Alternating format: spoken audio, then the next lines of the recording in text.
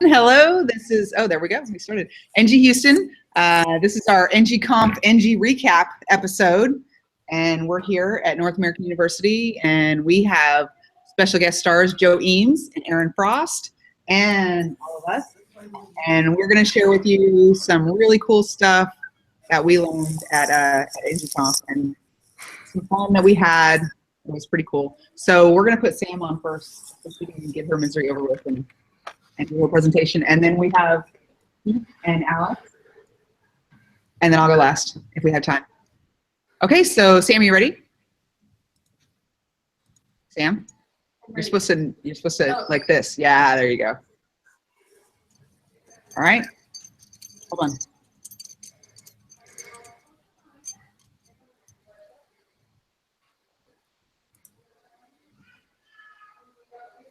Let's do this. Guys, there you go. Hi. Okay. So I'm going to be presenting animations using, Angular 4 using animations. It's pretty cool and I'm really excited. So first I'll show the demo here. Oh, wait, no, I gotta share my screen first. We're new to this Google Hangouts thing. Okay, there we go. So here is the grows, this one slides, and this one fades. Just really simple. Thank you. So then the code is just, it's really, it's straightforward. I'm using Angular animations. I'm using the animations from Angular animations instead of Angular core, which is new. Is it big enough? Yeah. Can you make the code bigger, Sam? Yeah. There we go. Okay. So let me close this. So it's pretty straightforward. I just wanted to, add some, use my colors. It's a really simple app. I just wanted to try out that whole new Angular 4 thing with the animations. So shout out to Matthias for that awesome talk. So yeah, the one problem. Go back to the code. Go up to the top of your. Okay, so you're pulling in the import from shared animations, right? Yes. You go to animations and show them. So what we did was she defined these in a different file, right?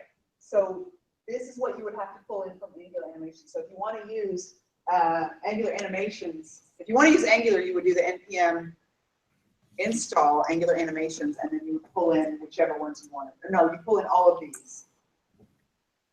Yes. So that was a new thing that we had to figure out was because you have to put in either browser animation modules or Noop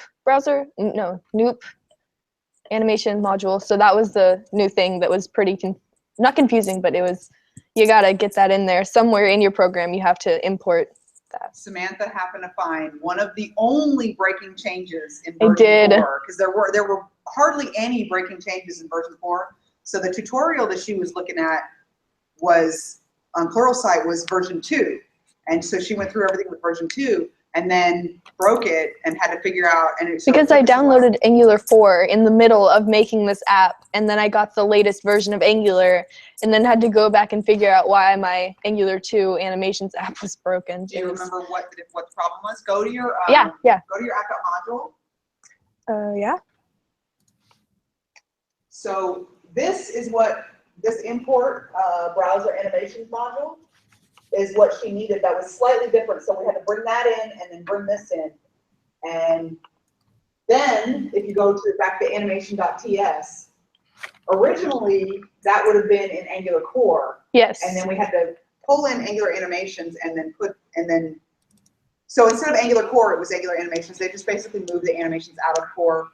So that would be an extra module. And it will still work. If you're using Angular core, the animations will still work. You just won't have the latest, which I figured out. So yeah, I love breaking changes. I love breaking my changes. Show us real quick. Okay, so all the animations are defined here. Now, can you show us your app.component one more time? So this is this one. The button that this corresponds with is called slide, because I didn't want to type flying out because it was.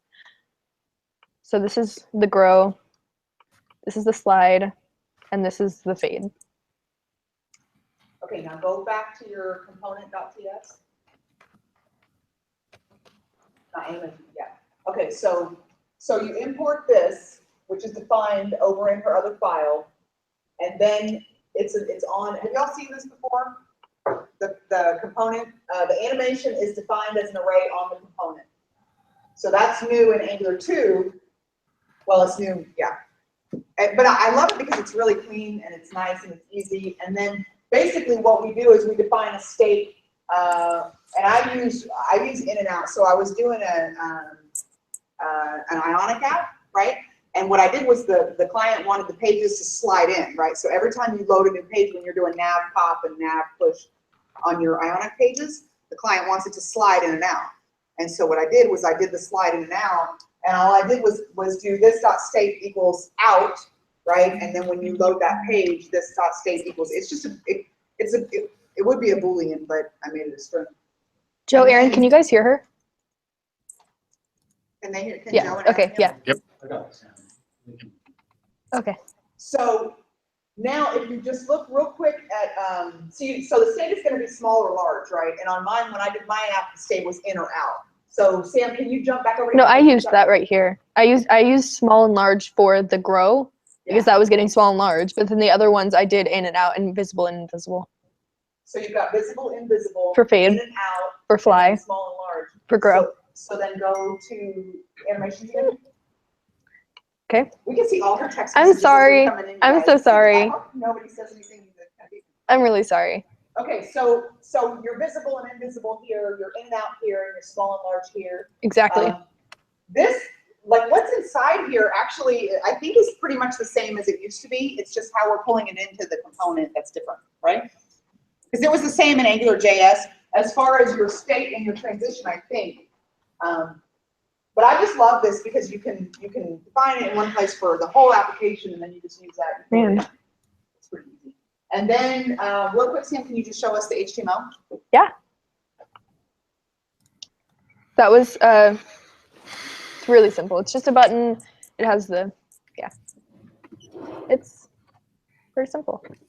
And I actually would see. I think didn't we at one point have this inside of that click function? Wasn't that handled in the controller at one point? In the Or the component, I mean. Yeah, in the component. Yeah, it was in the component. Actually, I think it is still. Yeah, it's still partly in the component, but it's. Hey, Frosty. But. Can you just because I'm Oh my curious, can you see what would happen if you took it out of the HTML? Yeah, you guys, I'm never this popular. This never happens.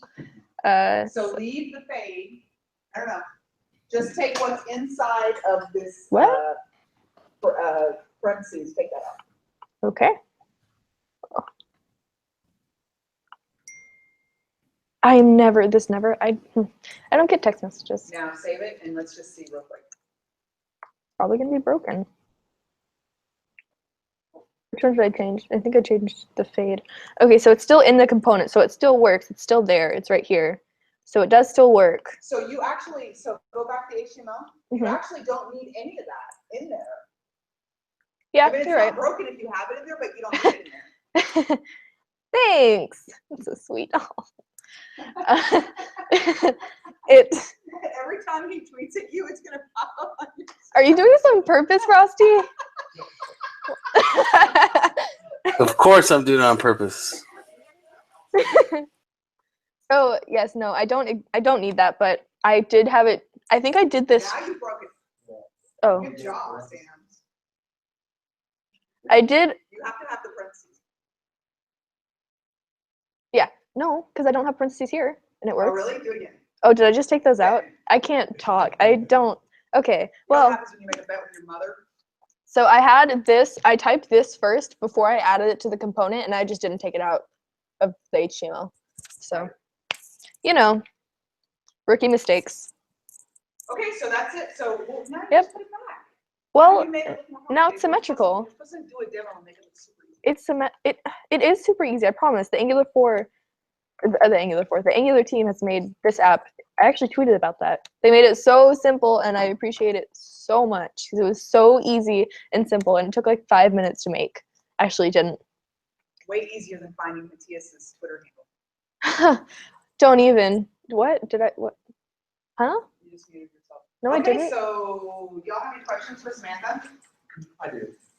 So I know that it looks like the animation names are invented, so you can create those. Mhm. The state names, are those arbitrary, or are those part of Angular? Like you Go back to animation.ts, Sam. So, and I want to mention something because every tutorial that I've found, you see where this is, you got the trigger right here? This whole thing is supposed to, okay, so you take this from here to here. So see we've got that export constant flying out. This name right here and this name right here can be whatever they want. And they don't have to be the same names, right?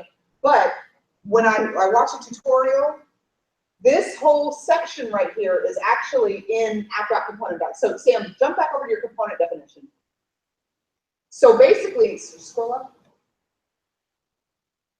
It would go, they would actually put it here. So what happens is when your animation array in your component definition gets huge, right? And the reason why I originally moved it out and I taught Sam to move it out was because it dried, right? Because you don't want to define that and you're, It did get really big. You have several different things that are sliding in and out or fading in and out, whatever. So, but normally it would all be in this animation. So the only thing that we did was just define it somewhere else, right? But so the state, you're talking about the state here? Yes. Okay, the state that we picked, and go back to animation, Sam. The trigger is something that we're getting from Angular. Trigger has to be there. The state has to be there. This transition state, all this stuff, basically all the yellow stuff right here that's defined by Angular, and you're pulling it in. Trigger, transition state style, animate, keyframes, all that is defined by Angular. But what we're doing is the fly in out and the states are both, and you can define more than 2 states, right? There's also some other stuff in here because this was meant to be kind of a quick demo. There's a lot out there, and actually Matthias has several. That was Matthias's talk. Would you do me a favor after you're done presenting? Find Matthias's talk on the ng-conf. Yeah, for sure. And tweet it out, and yeah, then I'll retweet it from ngHouston. Matthias did a talk at ng-conf. That's what inspired her demo, and it's really cool. Hey! Aaron, what are you doing? What? Oh, I'm not. I'm waving at them. Yeah. I got Owen with see me. Owen's just saying hi. Yeah, okay. Can you say hi, Owen? So, I'm just gonna one more time. Slide. Aaron? What's up? Yeah, we can. Well, I can hear Aaron. What? hold on. Let me defend you. There we go. Now we can hear Aaron. Yeah. Hello. I'm just sitting here with Owen. Owen wants to say hi to everyone. Say hi, Owen. They're all saying hi to you, bro. Say hi. Say hi. Give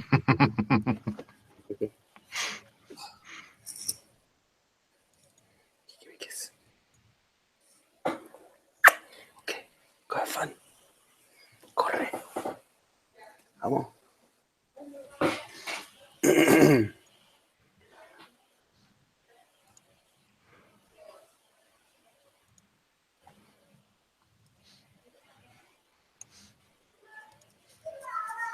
We don't hear you. You're muted. You're muted. Muted. Unmute. I said everybody can hear me, even when I'm muted. I'm like projecting. I was just telling everybody to give her a hand. And now we've got Alex. You guys, I think you met Alex. You probably don't remember Alex. But Alex is covering. Aaron, that was pretty funny. Tweeting her on, that was pretty funny. Okay, yeah. I'm going to mute and let Alex take over. Okay.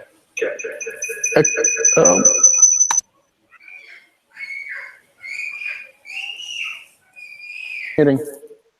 Okay.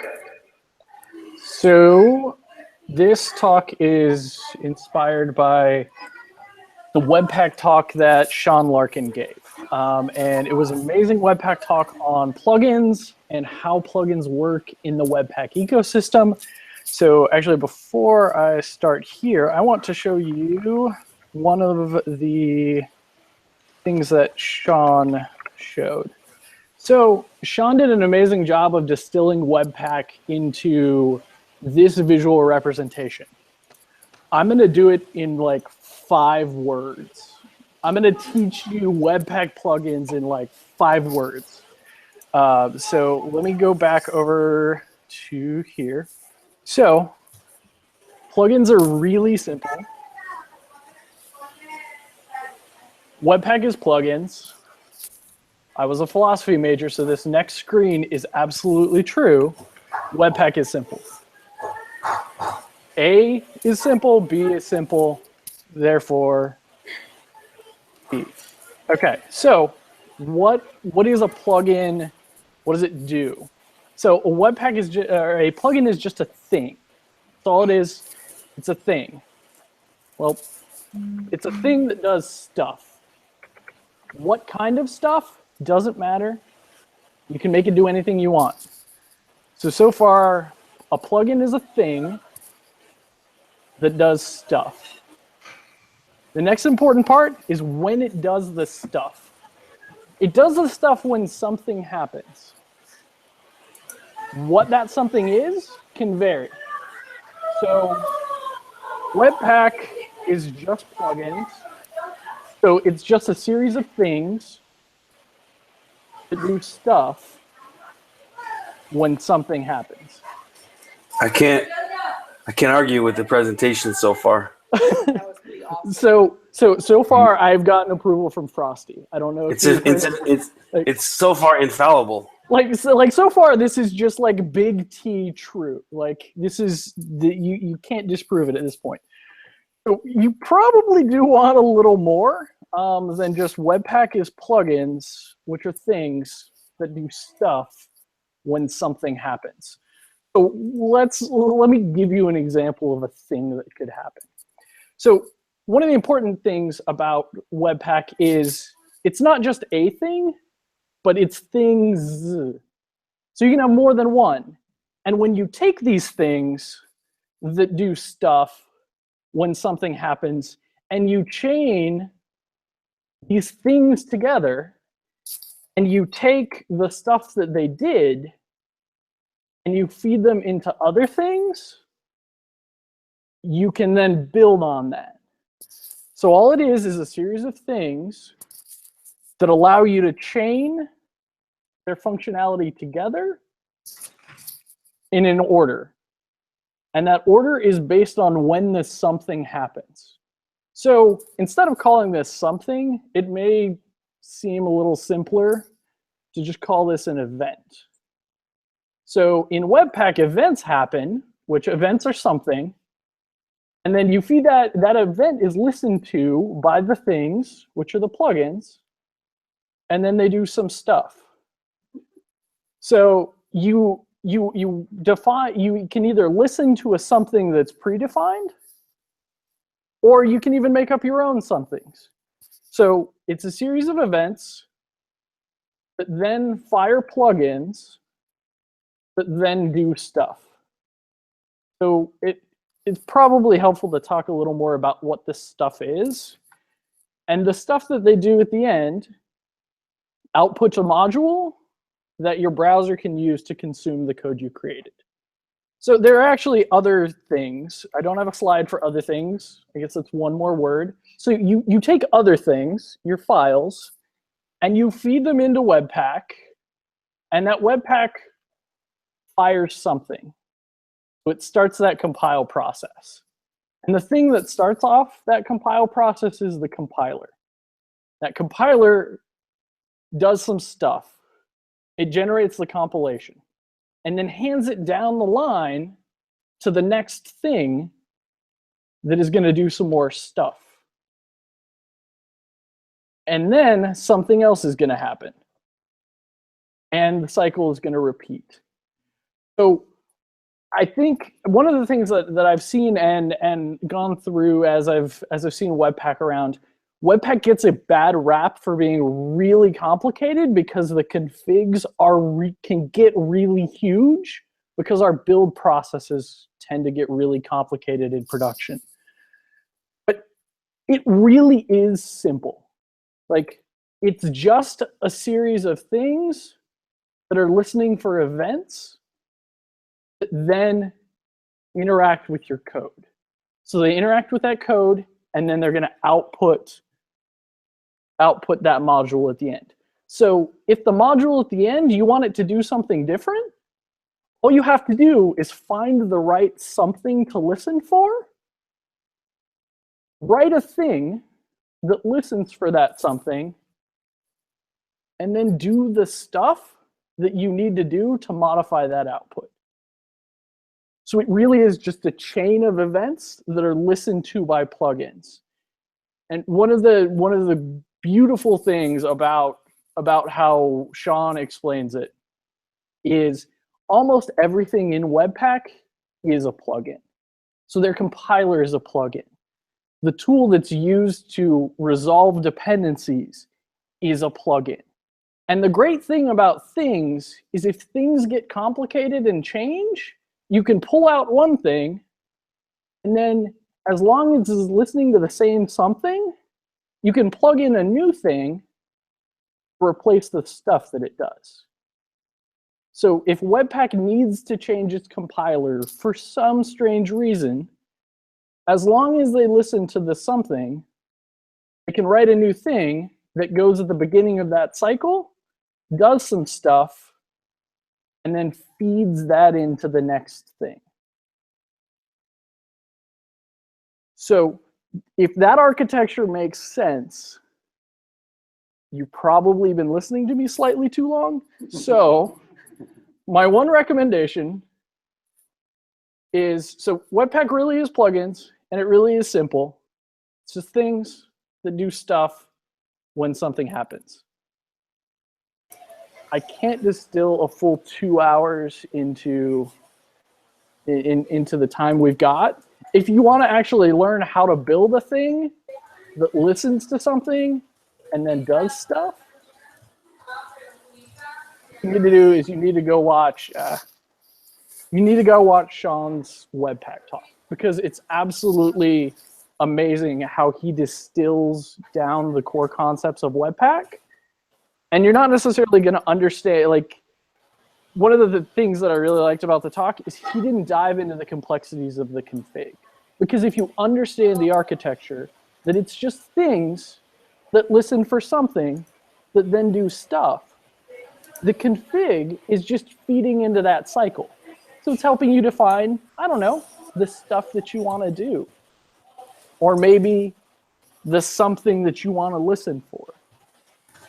So with just things and stuff, listening for something, you can build really cool and really powerful build cycles. And the simplicity of that and the ability to chain those is what makes Webpack so powerful. So don't listen to me, because I know like 4 words. Go actually watch Sean Larkin's talk, because it's absolutely amazing. So he does a wonderful job, and don't be afraid to, because Webpack has a reputation for being complicated. It's really not. At least it's not the way Sean explains it. So I'd say go check out his talk, and I will tweet a link to it right now. And thank you.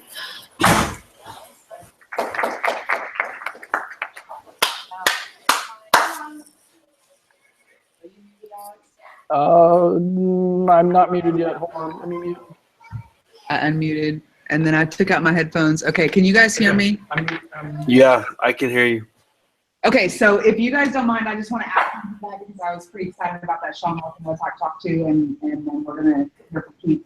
My 2 cents on Webpack. First, sorry, I'm like facing them, and I got my other back. Anyway, okay. So when I was first introduced to Webpack, I was very annoyed because we had a huge application and I was at home, and someone else introduced Webpack, and it caused a bunch of bugs. match, right? So I was really once I got used to having webpack, and when I went on to another project, I really still wanted to have it because I kind of got spoiled with it. Have you guys ever used Gulf or Grunt or any of those like module loaders? Basically, that's what webpack is, right? It's a module loader. It's more complicated than that, but the webpack is difficult the first time. And I did this, about a month ago. I know I had lunch with Danny and I was complaining because it is hard the first time you set it up to set up your configuration. However, once you get that set up, you're never going to touch it again. And it's very easy. It's going to handle all that for you. So be patient with it because it's not like you're going to have to do this over and over and over again. And I will say, like, I went to the guy who introduced me to webpack and I was like, hey, what's up with this config? I can't find a tutorial out there. You know why? Because if you ask Sean Larkin a question, he's going to like get on Skype with you and help you personally. I don't even know when this guy sleeps. It's crazy. But basically the advice that I got was go find a webpack.config file off the internet and just copy and paste it. And I was like, well, I don't want to do that when I'm learning new stuff because I want to understand it. And if I just copy and paste it, I'm going to end up with all this stuff in my project that I don't understand, right? So I went through webpack.config and I made a brand new one from scratch. And it was a pain in the butt. And it took me like a week and I got frustrated and And when I was finished at the end of the week, I had the same thing, the boilerplate webpack.config that I had originally copied and pasted from it. So there's a lot of stuff in there. There are loaders in there. The advice that I would personally give you is if you want to use webpack and you want to set up a new project with webpack, first of all, the best thing you can do is use the Angular CLI because it's going to do it for you, right? If you use the Angular CLI, if you want to expose your webpack.config, just eject the CLI when you're done with it. You guys know what I'm talking about, right? So now that the Angular CLI is like out there for us, you don't ever have to even touch the webpack. You don't even have to learn it. You don't have to do it. You just use the CLI, spin up a project. You have all the benefits of webpack without any of the pain. It's awesome. But if you actually want to do webpack.config, I would strongly encourage you to email me because I will help you because Sean Larkin is helping thousands of people and he's got a family. I don't even know where he finds the time, but his talk was amazing. And I almost want to say like it seems confusing because when you're watching the video, the amazing thing about Sean Larkin is I think, and I don't know, Aaron, correct me if I'm wrong, he might have been the only speaker who was like down in the audience looking at people's screens and like, you know, raise your hand if you have a question. He would run off the stage and walk over to you and say, okay, let me see what you're trying to do here. Okay, you want to do that? It was kind of crazy to watch. And I know that the camera guy was like trying to follow Sean as he's roaming through the crowd. But it was amazing because he's just such a nice person and he's so helpful. It really was a great talk. And I know that probably would have been and I asked Alex, I was like, hey, can you like take some notes and show the people back home what happened? And I know that was probably a pretty difficult task to do. That was crazy. But yeah, it is a really good talk. I really do recommend Webpack now that I've used it for a while. I love it. And if you guys are interested in Webpack and you have any issues or problems, let me know because I'm happy to help. I got it working and I don't want you to go through that whole painful week like I did. So I can save you a week. Just let me know. So what was your experience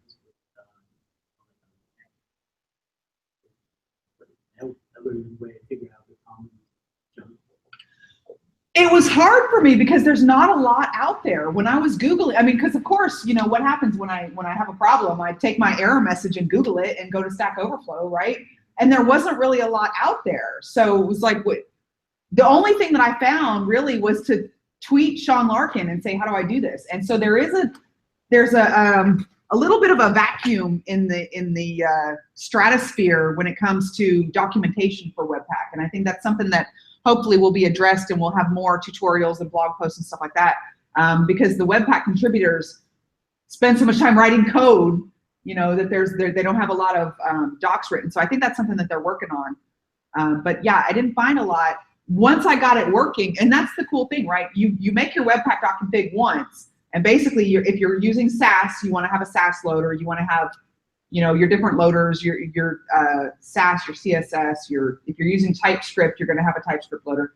So you've got these loaders that come in. But once you have that set up, I mean, you're pretty much going to use the same wheelhouse on your next project. So you're going to take that webpack.config and you're going to use the same file and just copy it into your next project. The only problem that I had really was I didn't want to copy and paste it because I didn't understand it.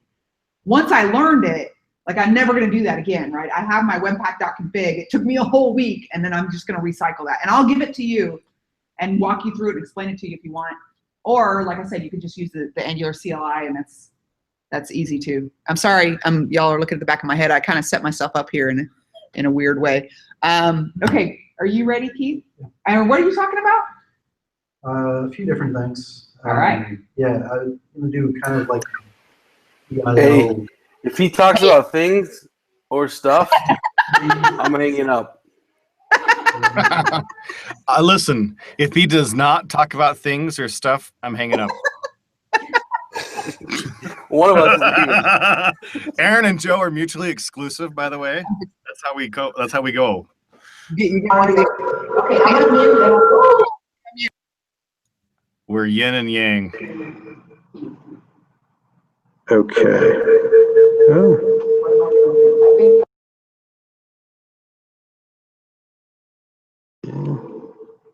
Okay. Maybe just turn your sound off. Is that better? I think so. Can you guys hear me? Yeah, no, we can hear you fine. You're good. Okay, cool. Thanks. All right. So let's see here. I need to share my screen. Share, get off of this thing. Okay. So like I said, this is going to be kind of like, you guys watch Angular Air? The podcast, broadcast thing. They do a TIL thing, things I learned occasionally. And so I'm just going to kind of go through a few things that I picked up. And where we'll start here is the Angular language service. This thing's kind of incredible. If you haven't heard about it before or saw the talk, the using Angular template language service talk that was done at ngConf by Chuck. I'm not going to pronounce his last name, but yeah, there we go. Yeah, check it out.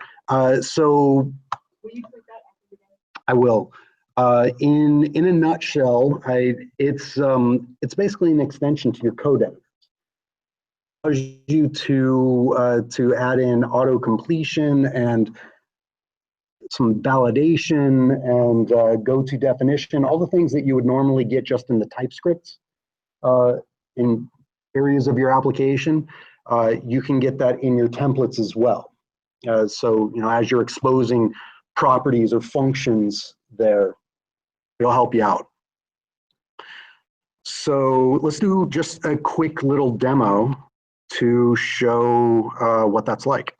Not that code base. Let's go with this one. Okay, I probably need to make that a little more enlarged. Let's see. And I can get rid of this guy. Okay. So, all right. So I've got this very basic application here. Not much going on. We got our main app components. We've got a property on here. Let's create something else. A very important property. Very important. Hard to type while you're talking. Okay, so I've got some stuff here. I've got a very long name for a property here. Don't really want to have to retype that all over the place, especially in my templates here while I'm working away. So things like this. Okay, right now I've got a syntax there. This is something that we didn't see before without the Angular language service. And we're in HTML right now. So, it's already helping me out. I've got something wrong. I've got these curly braces and nothing in it. So let's see here. I had a couple of properties on here. Let's see, title, and it's giving me some autocomplete here. Looks like they both have an I in them. Maybe I can do that. Control space. So we get the autocomplete of everything that's going on. That's really helpful. That's nice. Okay, well, that's good. How about let's see. How about some?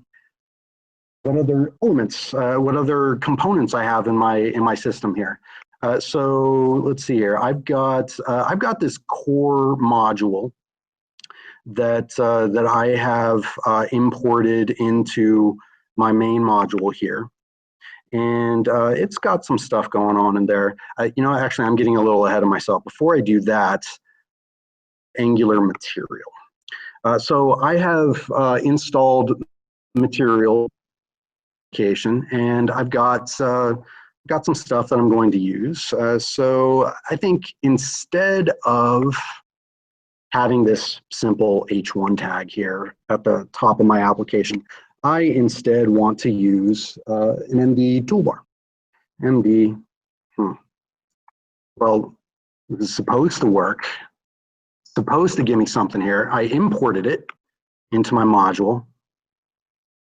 One of the things it's helping me here with also is that it knows, because I have not actually imported the appropriate modules into my app module here, that I don't have access to it. So, all right, let's see. What do I have here? MD toolbar. Let's come back over here. MD. Well, that should have worked. Uno momento, por favor. Just get that to recompile. There we go. MD toolbar. Look at that. Isn't that awesome? All right, let's go ahead and get my title back in here. All right. So, yeah. All right. We got that going. Let's take a look at what the application looks like at the moment. Got a little thing there. Let's give it a little color too. Color equals primary. Okay, so that'll spice it up a little bit. There we go, looking good. All right, so let's see here. Let's extend this a little bit further. Let's add in a function as well and see how it deals with that. So let's see here. Very important function that does something. And it takes an important argument. Well, here, it takes in something. All right, let's do that. Yeah. There we go. All right. And console log something. Okay, so now I would like to add that in here. Let's do this on like a I don't know. Let's do this on an click equals. Again, with the IntelliSense, I've got some properties here. Why I'd use a property in a non-click event, but there's my very important function that does something. All right, let's go ahead and choose that one. Yes, me too. I'm actually a little surprised that it's not telling me that I'm not doing something right here at the moment, because that needed something going on in here. But here, let's try this. This element. I'm going to pass this element in here. This element, and again, just to show you a little bit more, it's also grabbing the variables local to the template that I'm creating as well. So it's helping out with all of that as well. So I've got that going on in there. This really should have been element ref. And just kind of as a little throw in here, a nice new feature in VS Code. Notice I'm trying to use something that I haven't yet imported.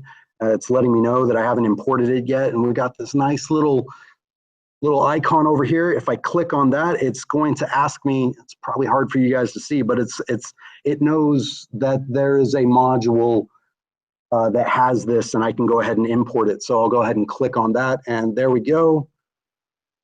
Top element ref is now in, and I'm good to go. So let's do that, and we'll go back over to our application, get the console going here, and when I click, oh, there is again, probably very hard for you guys to see. I'm not sure if I can actually zoom in on the console, so I apologize, but I can. All right. Oh, that's beautiful. That is a beautiful thing. Love it. Okay, you guys can probably see that okay now. Yeah, so I got my elements in there. So, all right. So about it for the Angular language service. I have a feeling that this is going to be taken quite a bit further. It's just on its initial release right now. There was a pre-release that was pretty good, maybe a little buggy, but they now have the official release, which went out just a couple of weeks ago at ngConf. But I think there's a lot more coming with that. So definitely check it out. It's an extension for VS Code. I believe there's also similar things for WebStorm and some of the other IDEs as well. Okay, so back to the slides.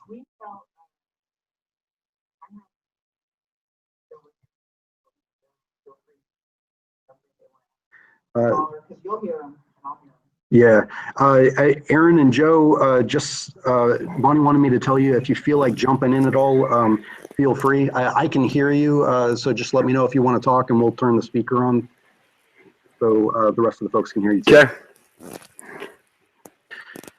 Okay. Let's take this a little bit further.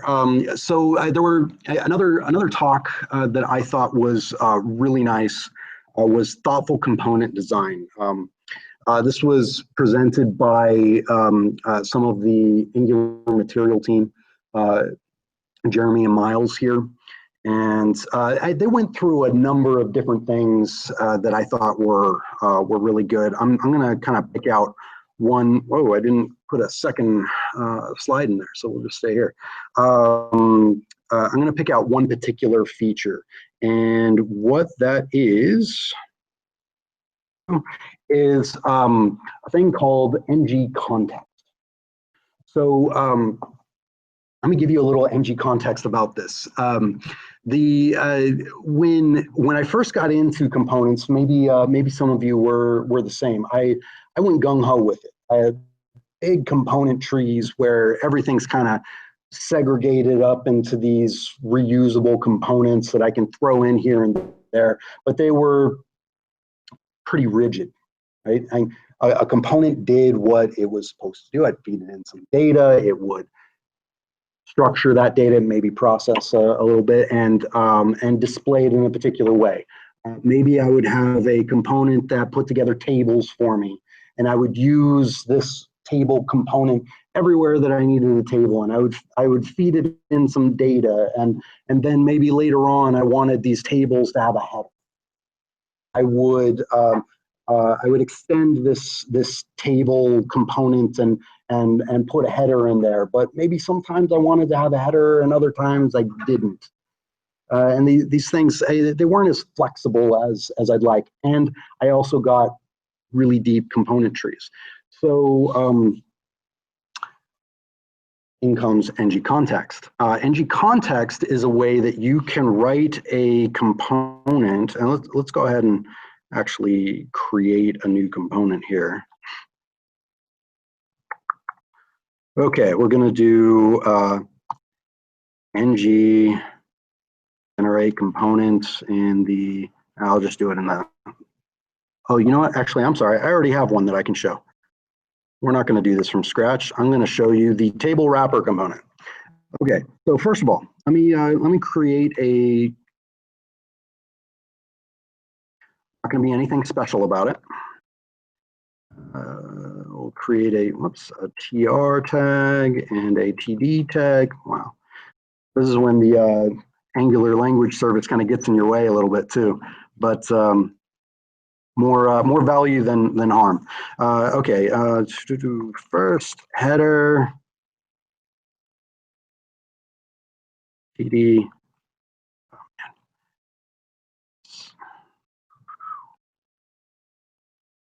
Fingers. Second header misspelled. Okay, so let me save that. Let's take a look at what we got. Okay, well, you know, can't really see much, but it's there. Okay, and so there's that. I've got this table, but let's say throughout my application, I want to be able to style my tables in a particular way, maybe even add a little additional structure to the DOM around them. One of the things that I can do is wrap this in a component that has an ng-context element, which we'll take a look at in just a moment.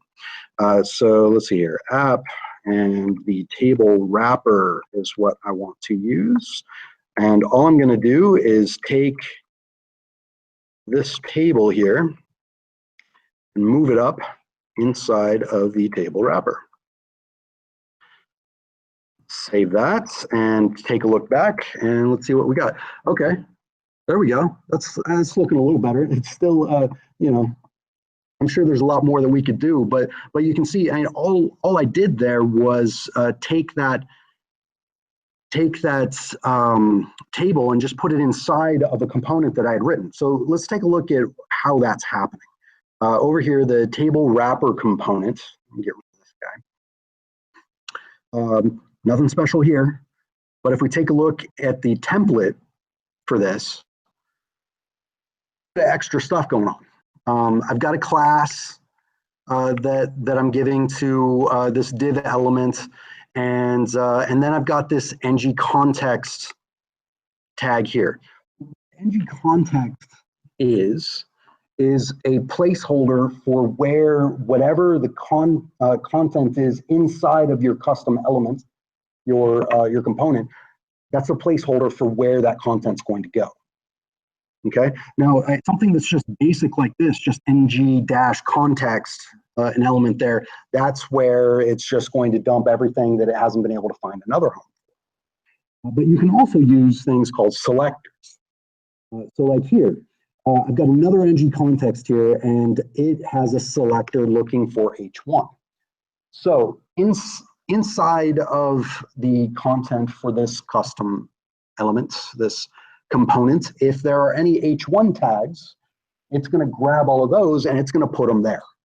Okay, so that means if I come over here and I put this H1 tag here, and this is going to be, let's see, the name of this table. Okay, we'll save that. This is going to look beautiful, I'm sure. There we go. Name of this table inside of the box, nicely styled, beautiful. Okay, so it doesn't seem like that big of a deal though, right? Because that's where I put my H1 tag. But let's say, yeah, my company has decided that the names of these tables should not go above them. Okay, so all I'm doing is going into my component here, moving where the ng-context element is that's selecting all these H1s and putting it where I think it should be standard in my application. And now if I come over here, notice the table is on top, but the label's down below. Go back. What is this now? Yeah. Did you guys know in VS Code that all you have to do is, what is it, option, arrow up and down, and it moves the whole thing? Alts, yeah. So like this. You're talking about moving these things like this. I think it's option on the Mac. Oh, okay. Yeah. Yeah. So all right. So let me get these two things side by side here. So in our app table wrapper component here, We've got a table, and we've got an H1 tag. It's all inside of the component, the app table wrapper. So everything in here is the context, or content, I should say. And in the component itself, I don't have a selector for the table. So because of the fact that I don't have a selector that's specifically looking for that table and putting it someplace, it's going to go into this generic ng-content area. But then I have another ng-content that has a select looking for H1 tags. So all the H1 tags that it finds, it's going to place them here. If we were to take a look at this in the DOM, maybe this will drive it home here. So you can see again, in my app.html, that H1 tag was up above the table, but here it did place it down below because that's where I have the ng content that is selecting the H1 tags. Yeah, and by doing this, by doing it in this way, in my HTML where I'm using this thing, it's also very clear exactly what is going to be inside of this wrapper. Whereas if I had created the table and created the header inside of the custom component, the table wrapper component, then all I would see is this. And it could potentially be a little confusing. Maybe I wouldn't know exactly what it was I was expecting to be inside of this element until I go over to the source code for that component and actually inspected it. So it's a little more obvious as well what's going in here. But the component can help me with a more standard style and structure to it. All right. Any questions? Which video, which talk was that from? This was from Thoughtful Component Design.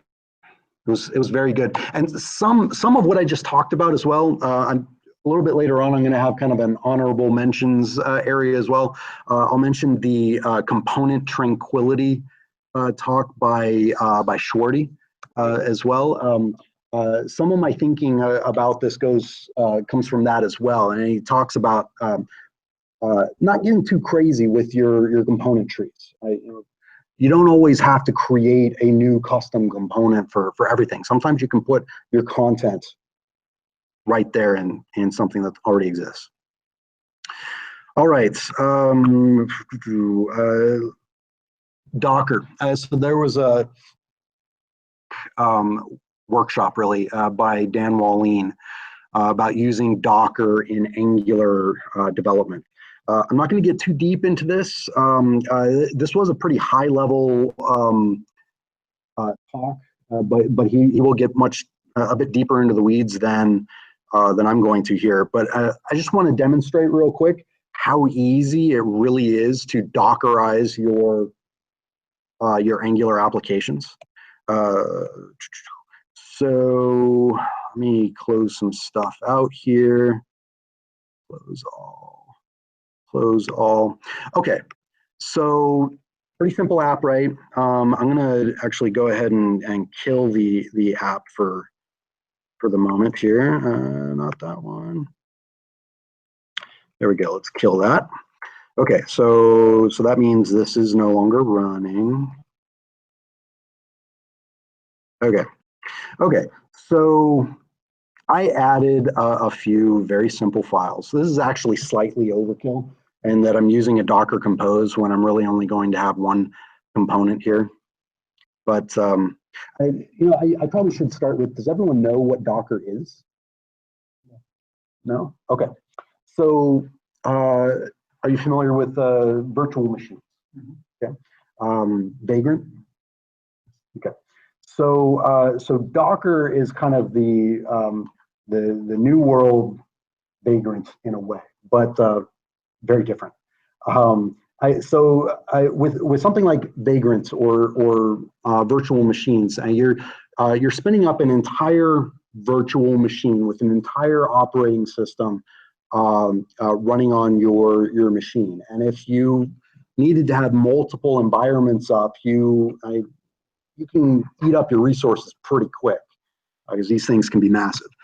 Docker, it does have a virtual machine running, but there's one Linux virtual machine running, and you can have multiple Docker containers inside of it that can house, I'm going to be showing here, or a node server process, or maybe databases that you need to use. And you can have all of these not components, containers that isolate all of these applications that you might need, making it so that you can use them in your development environment.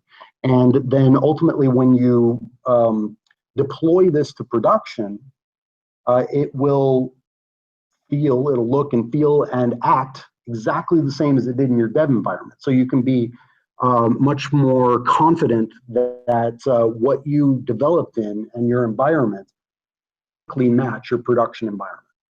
Okay. And I think I have actually one more slide on this too. If you're interested in playing around with it, Docker has a community edition that is free. You can go to this link here and download a copy and do everything that I'm about to show you here. Demo. I will. I'll send. I will tweet. Okay. Okay, so I created just a few simple files here, one of which I'm not going to get too terribly deep in. I'll start there, actually. I mentioned that I'm going to use NGINX here. So I'm going to have a container running NGINX to serve my application. So this is just a config file, and I'll just kind of show you that it's there. But ultimately, this is just NGINX. You don't have to use NGINX. You can use anything else. But this is what I'm using, and it's pretty boilerplate. So okay. Now the main thing here that I wanted to get into is how do you set up Docker? It's a very simple file. One of the nice things about Docker is there are images that can be used to create containers that already exist out there in something called the Docker Hub or other places. And that confused me in the beginning because I thought an image was a picture. I thought the way that Dan Wallin put it was actually a really good way. The way you can think of it is a class and a function and an instance of that class. So the image is a Docker class. It's the definition of what this container is going to be. And then when you create the container from it, you're taking an instance of that class. In our case here, the NGINX class that defines it, and then we're going to take an instance of it to create a container, and that'll be our running NGINX instance. That made sense to me. Is that clearing it up a little bit? Yeah, no, Okay. I know now. It's just when I first learned about Docker and when I first started hearing the image, I thought, and I was confused because I thought they were talking about a picture, and I was like, what? Yeah. It's not a picture. It's like it's. I want to use the word snapshot, but snapshot is also a picture. But it's like it's an instance. It's a much better word. Yeah. Sure. Okay, so we've got this Docker file, and basically it's saying here from NGINX Alpine. So this is a particular class, a particular image of from Docker, and I'm saying who's maintaining it. That's me. And I'm telling it to, once it grabs the NGINX image, it needs to do a couple of things. We're just going to copy in a few files that I know that the NGINX server needs, namely the config file that I just briefly showed you earlier, and then my code. For the Angular CLI, when we build it, everything goes into the dist folder by default. So I'm going to have it just take all of that and dump it into the appropriate location for the nginx instance. And what commands it should run once it gets going. So that'll basically start the server. And while I'm talking about this, actually, let me go ahead and run the ng, because that'll take a minute or so. So we'll run that in the background. Okay, so this is really actually all that you would need. You could use that to just run Docker. But I added in one other file. It's like I mentioned earlier. This is probably kind of overkill because I'm only using one container here. But Docker Compose is something that can be used to easily take multiple images. So I mentioned earlier that maybe you have your web server and you have a database and you have all of these different things and you need them all networked together. This YAML file here is one of the main ways to accomplish that. You just have different sections of the YAML file saying all of the images that you need to bring up. So in this case, it's just going to be the nginx. Okay, let's check on that build process. Looks like it's done. Okay, so there's just a couple of commands and they're actually just commented right up here. So I will just copy and paste. But the first thing is just going to be build my my Docker image into what will be running. That'll take just a moment, and then it's going to be pretty quick at that point. We'll just run Docker Compose up, and that'll, again, it just reads through the YAML file, figuring out all of the containers that it needs to spin up, and we'll be good to go. To spin up these containers, or is it somewhere in the cloud? In this case, it's on my local machine. It can be in a cloud as well. It can be configured that way.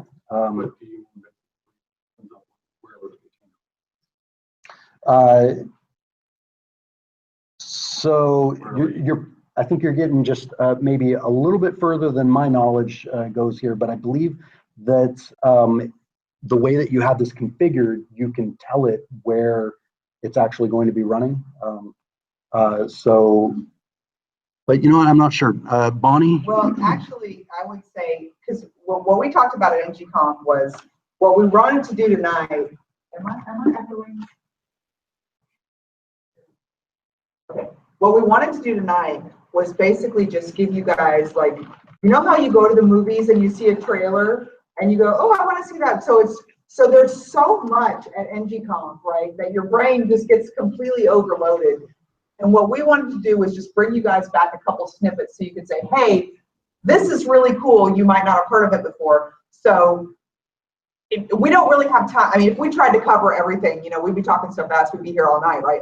So I think the main point is just kind of a preview to say, hey, this is a tool that's cool and it does this. Now go watch this. But we can actually, I mean, if this is something, and I think Docker really is absolutely worth going into a further deep dive. So we could schedule a whole presentation just about Docker. Absolutely. If that's something that you guys, and I mean, I definitely think it would be worth the time. We don't have the time tonight, but yeah, that would be. All right, so let's go ahead and spin this up. So Docker up and do recreating, attaching. Okay, I think we're actually good right there. So this is going to change locations though. I believe I'm now on port 80. As simple as that. Although I don't know why we're missing some of the styles there. But it's up and running. Server's up, and if I needed to provide this to someone else at this point, you know, we could provide the image that I just created over to someone else, and they could run it themselves as well.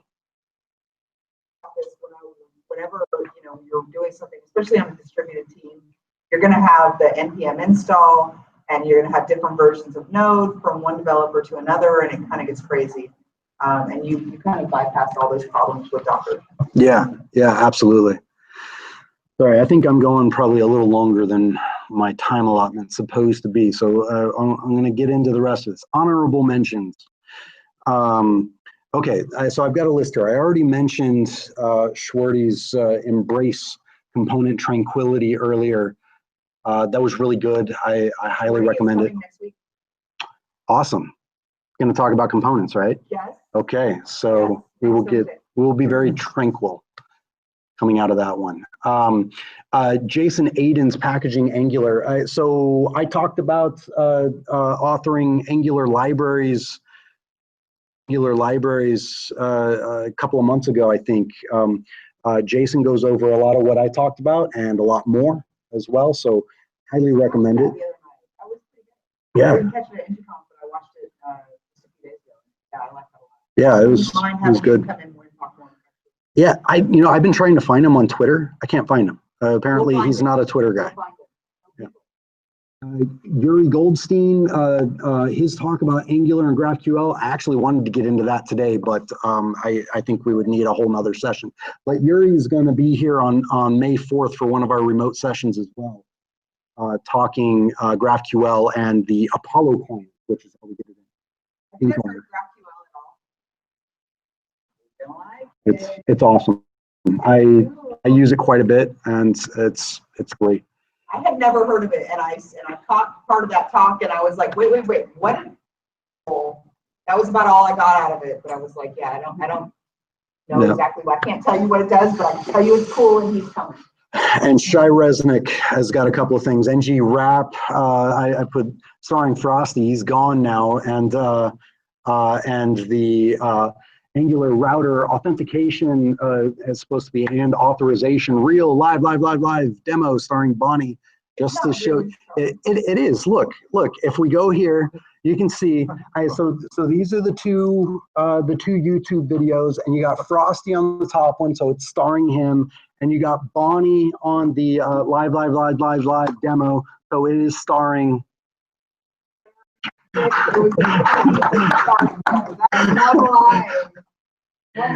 Yeah. All right, and last slide, I think. This is my thank you dance. So, all right. You're welcome. So Now Bonnie, I did you don't really know. volunteer for that right then, or did you have some preparation?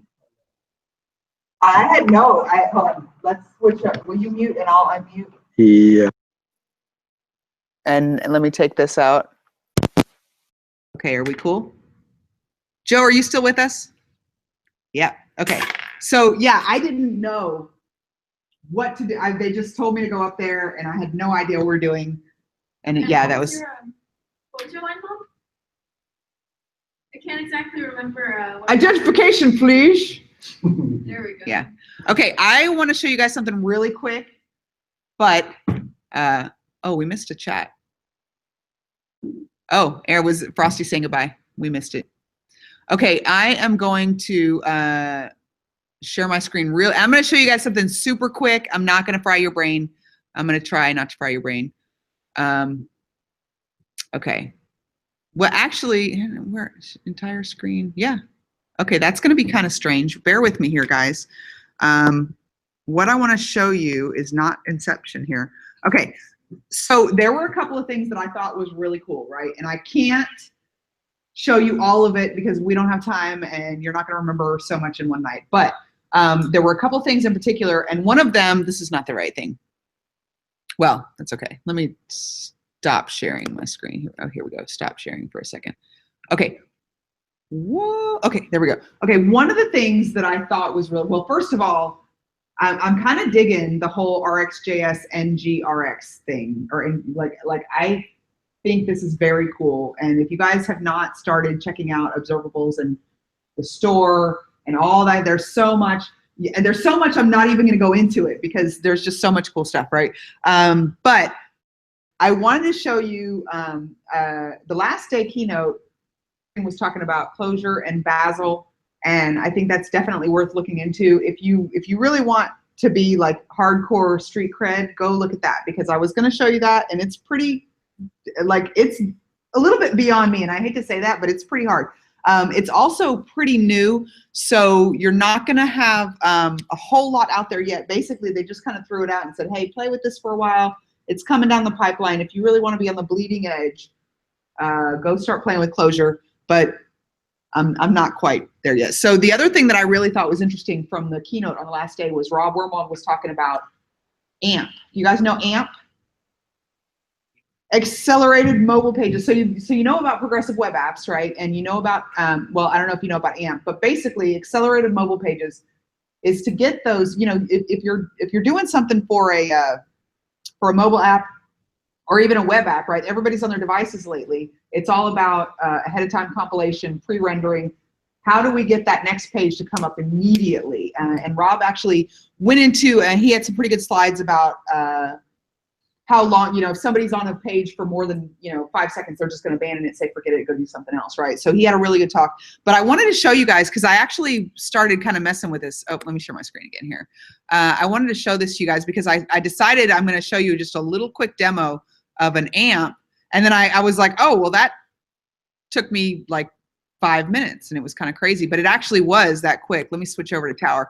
So what I did was I have this little thing, right, that I made, and it's just a pretty basic, I actually was going to start, I took the ngRx demo from Mike and Ryan, and I really think that ngRx demo deserves its own meetup. So I'm planning on scheduling that pretty soon, but I just want to show you guys this tonight because it's a little snippet, and I don't want to go into, I do want to go into ngRx because it's really cool, but I'm not going to because it's getting late. So what I want to show you is, so I have this initial commit here, right? And it's, all my, stuff here, the app.ts and everything. But when I add AMP, so I thought when Rob Wormald said AMP is like the next thing, and I'm like, well, if he said it, I want to learn about it. I want to know the next big thing, right?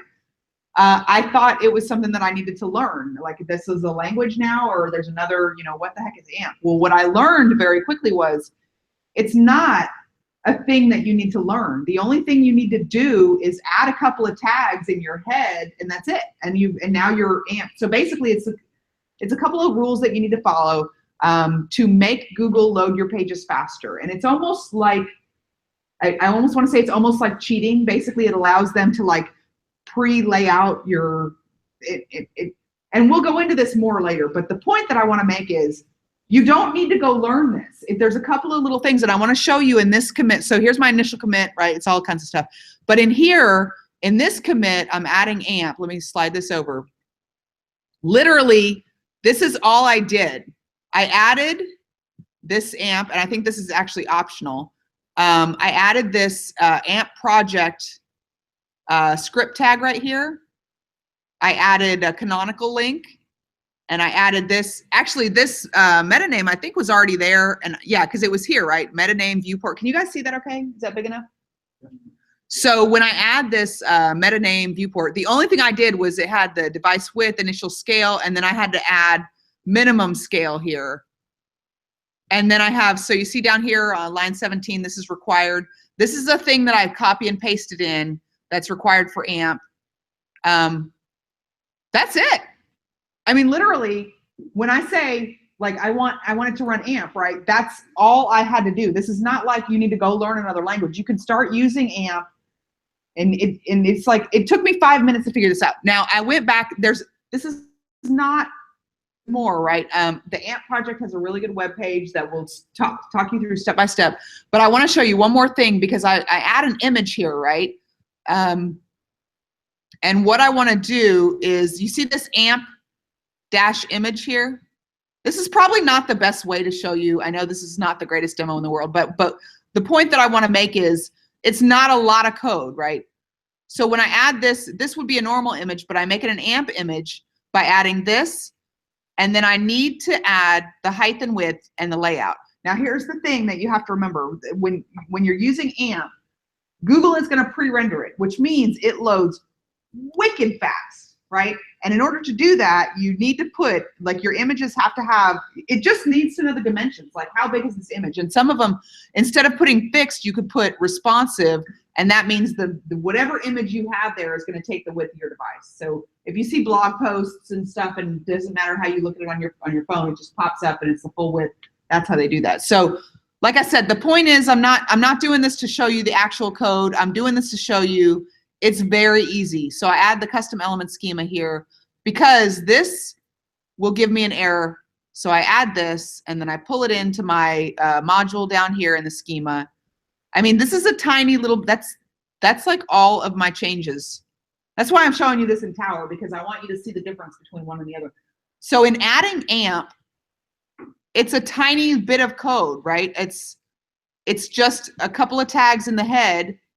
And then what's going on in here? Oh, and then I changed that. I'll get into that another day. But you with me? It's not a lot of code. It's not that you need to go learn something. It's not like a long and in-depth thing. It's very easy, and I would encourage you guys to go check it out. Yeah, go check it out. I mean, it's not complicated at all, right? So that, and I don't know if you guys can still see, it's getting dark here. I guess we don't need that anymore. I wanted to talk to you guys real quick before we wrap up, and we're almost wrapping up. Sorry, I should have warned you, because I'm done with the computer part. Okay, so are you still with us, Joe? Joe's still with us. There were a whole lot of really cool talks at ngConf. They're awesome, and I would watch every single one of them. I love ngConf. I gotta do the cat box. Sorry. Okay, the thing that I really wanted to mention to you guys, number one, is all the talks are on YouTube. You can go watch all these talks on YouTube. Unfortunately, you can't experience how amazing and odd. Like, ngConf is so much fun, and you're going to meet the coolest people. And if you ever get the opportunity to go there in person, go there in person. Your brain will be totally fried. You probably won't sleep, but you'll have the most fun, and you'll meet the coolest people, and you just can't get that off YouTube.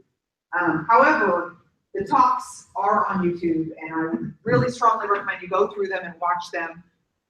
Shai, I mean, I love Shai. Shai is the coolest, and he's a lot of fun. The other cool thing that I want to talk to you guys about, and this is new, right? Our meetup is evolving before your very eyes, and it's pretty exciting. So, you know that we started with Ben Lesh. We started with Ben Lesh to have this like celebrity guest cameo, right? And this is something that now we had a lot of fun with it, and we want to do more of it. So one of the things that we did at ngConf is we met a lot of cool people, a lot of Angular Twitter celebrities, and we've been friends with them. And we started asking them. A couple of you were online last week. So now we have an ngHouston YouTube channel. And now we're still going to come here every month, the third Thursday of every month, just like we have for years. And we're still going to be here in this room every month. But what we're going to start doing now, and y'all bear with me because I'm making this up, right? Every Thursday night we're going to be online. We're going to go and we're going to do a Google Hangouts just like we're doing tonight. We're going to broadcast it on YouTube, and we're going to have more talks and more of our Angular Twitter celebrity friends. We're going to go a little bit more in depth. I think having some more on Docker would be good. Having some more on webpack would be. I mean, there's so much. When you guys see GraphQL, you're going to love it. It's going to look like I'm not even going to show it to you tonight because it's so cool, and Keith will tell you it's pretty cool. So we're going to have next week. Next Thursday night, not here, but online next Thursday night, we're going to have Justin Schwarty talking about components because that was a talk that we really enjoyed. The week after that, we're going to have Yuri Goldstein talking about Apollo and GraphQL, and that is going to be really cool. So I want you guys to tell me, like, if you're looking through the ngConf YouTube channel and you see something, it's like, I really want to learn this, but I don't really quite understand. Let me know, because I'll go find that person and see if we can get them to come. If you guys have something in particular that you want to learn about or something that you're trying to do with Angular, tell me, because especially now that we're going to do this every week, like, we need more content and we need feedback from you guys to tell us what what you want to learn about. So, and if there's something that you guys find that you want to share with us, please tell us, because that's the whole thing about a meetup is it's not just us telling you, it's all of us together. We're a group, so we need to have that feedback. So I really want to hear from you guys. So one more thing, I know that you guys probably would all go to ngConf if you could, and I know you don't always get to because it's hard to travel and money and it's far away. So I get that. So I brought you guys stickers. Brought you guys stickers.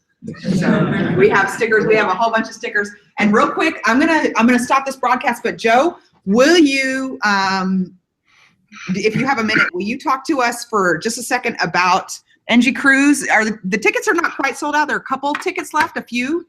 Yeah, or they're gone. There's still plenty of tickets to the conference. It's the rooms that are starting to get sold out. So like, there's no more ocean view like with the balcony, I guess. But yeah, there's still tickets left for sure.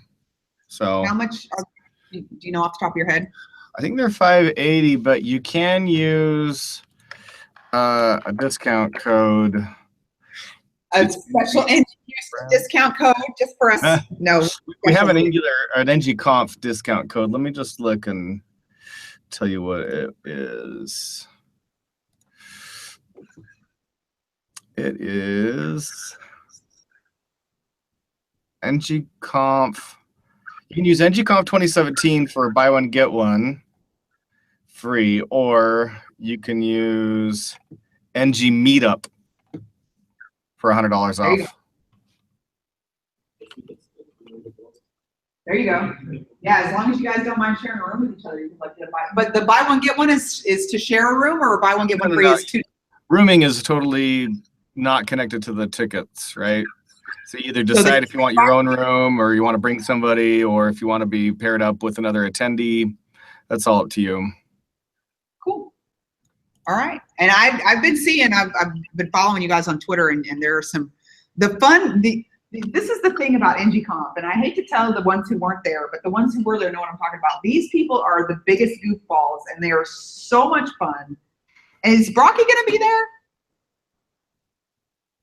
Joe? What's that?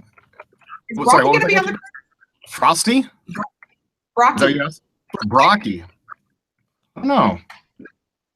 You have not lived until you sang karaoke with Mike Brocky, you guys. I'm telling you, he is just, he's awesome. And Frosty too, and Jeff. And there's like all these people. Yeah, they're fun people. It's just, I love these people so much. Right. Yeah. And we even got to see Katya dance. Okay, so I'm. That's true. Anybody else? You guys want to say anything? Anybody? Joe, am I forgetting anything? No, I don't think so. Just come hang out if you want. Well, I just want to say we had so much fun at ngConf, and we will be back next year. And every year, we love ngConf. You guys did such a great job. So y'all give Joe a hand for me, because. So we're gonna turn it off, and then you guys on your way out, come see me and get some stickers. I want some stickers for y'all. Thanks, Joe. Tell Aaron thank you. Yeah, no problem. Glad to have come. That was fun. Thank you.